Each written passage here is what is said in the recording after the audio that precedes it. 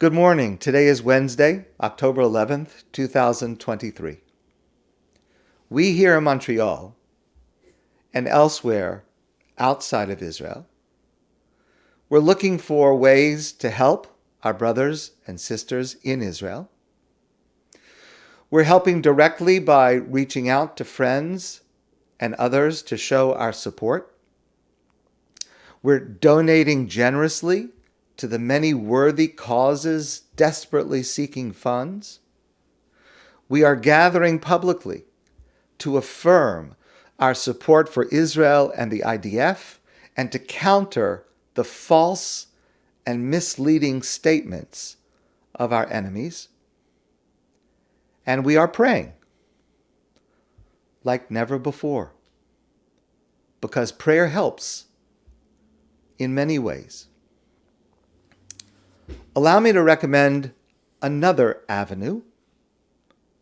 We should try during this period to improve ourselves, especially the way that we interact with each other, to act towards each other with more sensitivity, with more understanding, with forgiveness, patience, to erase any machlokes, God forbid, arguing or disharmony from among us,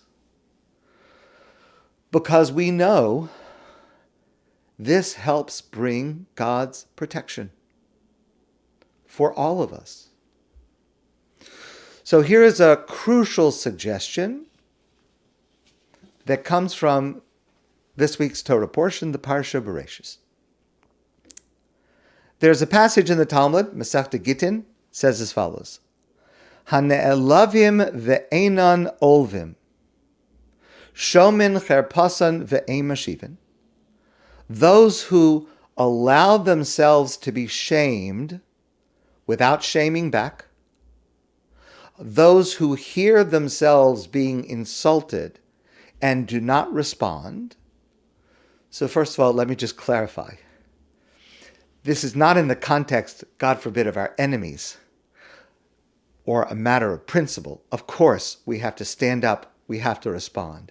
But this is within the context of our family, within our community. Sometimes a person says something that is intemperate, that is not as sensitive as it should be, within the context of our own, amongst ourselves. Those who allow themselves to be shamed without shaming back, and those who hear themselves being insulted without responding. About them the Talmud praises, Alehem HaKosav Omer, V'ohavav Ketseis HaShemen B'gvuraso. V'ohavav Ketseis HaShemesh B'gvuraso. They are praised. They are praised with the words of a verse in Shoftim, the book of Judges, words spoken by the prophetess Devorah. And those who love God in this way, by not responding in kind, go forth like the sun in its strength.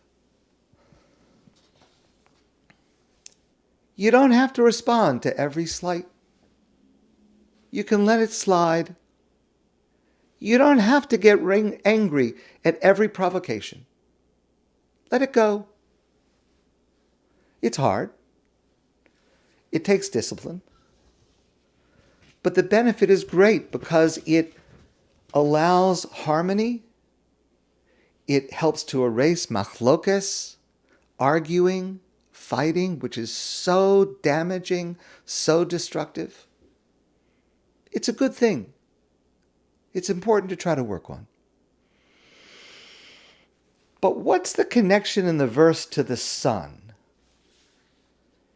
If you act in this way by not responding in kind, let's say to a family member or to a friend or to a community member, then you're being praised that you will go forth like the sun in its strength. Okay, well, it's an interesting, nice metaphor, but what does the sun and its strength have to do with not responding in kind to an insult? So let's look at the creation of the sun in our Torah portion. The Torah says, Vayas Elokim es shnei hama'oros hagdolim. God created two great lights in the sky. Es ha'ma'or hagadol lememshelas hayom, the great light that will shine during the day, this is the sun. Ves ha'ma'or hakatan lememshelas halayla, and the lesser light, the smaller light that will shine at night, this is the moon. That's a very curious verse because it seems to contradict itself right in the middle. First it says, God created Shnei Hama'oros Hagdolim, two great lights. And then it says, one is great and one is less. If one is great and one is less, then they're not both great. Rashi answers this question with a famous line. Rashi says, Shavim Nivru. Originally, God created the sun and the moon as equal in size, equal in intensity, equal in energy and radiance. V'nismata halavana. But the moon was reduced, it was diminished in size. Al shekitraga, because the moon, the spiritual aspect represented by the moon, came before God and said, V'amra, and said, this is not going to work. You God created a sun and a moon, and they're both equal size and equal intensity. It's not going to work. You cannot have two kings who are making use of only one crown. You can only have one. You can't have two sharing equally, said the moon. And therefore, God diminished the moon. The moon wanted to be bigger than the sun and complained about the way God had created it. And God responded and made the moon smaller. And that's what we see in the sky, that the moon is not only smaller in size, provides much less light, but we realize today it does not have any of its original light. It simply reflects the light from the sun. It's only the sun that actually produces light. That's because the moon complained. Now, there is a commentary to the Torah called Daas Zekeinim, and they say as follows. The moon was reduced in size, but the sun remained the same size.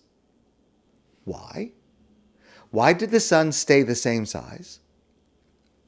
Because the sun did not respond to the insult of the moon. The sun did not respond and say, hold on a minute. Why should you be bigger than me? Maybe I should be bigger than you.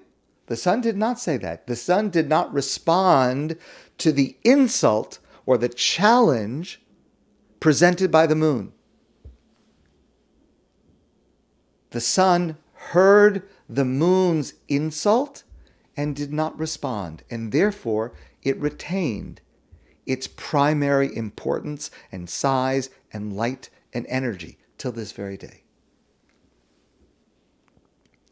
There's a term that we use, a characteristic called gvura. We usually translate gvura as heroism. Well, one aspect of heroism is to be strong, to be fearless, as we see so many instances of heroism today among the heroes of our people, the men and women of the IDF, and all the other forces that are supporting and defending and protecting the people of Israel and the state of Israel. Incredible acts of heroism we're seeing and learning about every day. But there is another aspect of gvura, of heroism. It is expressed by the words of our sages in Pirkei Avos, Ezehu Gibor, who is a Gibor, who is a heroic person, Hakovesh et Yitzro, one who can hold back their temptation to lash out. A person who can feel that they want to do something immediately, respond, but hold themselves back. That's also heroism. Now again, let me be very clear. Sometimes we have to respond. When it comes to our enemies, God forbid, or when it comes to a matter of principle, of course, there is a place to respond. But I'm talking about the general interaction between family members, between people in the community who you're sitting next to in shul. To be able to control oneself and to not always just reflexively react to insults and put-downs, that requires true strength. That is heroism. And that is heroism like the sun going forth in its strength. Because the sun was able to overcome its instinct to respond to the moon. And if we can do the same, we enjoy that same benefit. I once saw a cartoon. The cartoon shows a husband and wife. They're in the bedroom. The wife is in bed, and the husband is sitting at a table looking at his computer. And the wife says to the husband, "Come to bed." And the husband responds, "Not yet. There's something wrong on the internet." You don't have to respond to everything. You do not have to react to every insult, every provocation. You can just let it go. Be like the sun. And if you do, your life, the life of those around you, and the entire Jewish people will improve enormously. My friends, I wish you a good day, and I look forward to seeing you soon in person.